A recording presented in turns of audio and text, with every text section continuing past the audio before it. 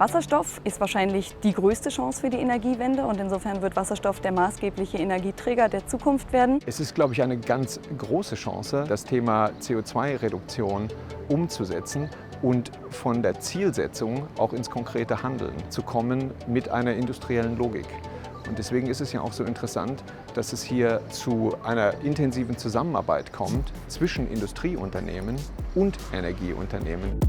Beim Wasserstoff gibt es noch ein ganz großes Informationsdefizit. Es ist ja relativ komplex und irgendwie für die meisten Menschen noch relativ neu. Deswegen setzen wir da jetzt an mit unserem Wasserstoff-Video-Podcast. Die Themen sind eben so, wie es auch der Wertschöpfungskette entspricht, dass man das Produkt an sich vorstellt und lang der Wertschöpfungskette eben darstellt in den einzelnen Sequenzen der Podcasts.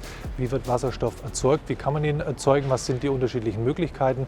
Wie wird er transportiert und verteilt? Thema Infrastruktur. Und wie sieht es dann eben auf der Abnehmerseite aus? Handel, Vertrieb, dass man hier die komplette Wertschöpfungskette darstellt und sich damit auch Einblick verschaffen kann und einen Rundumblick bekommt zum Thema Wasserstoff.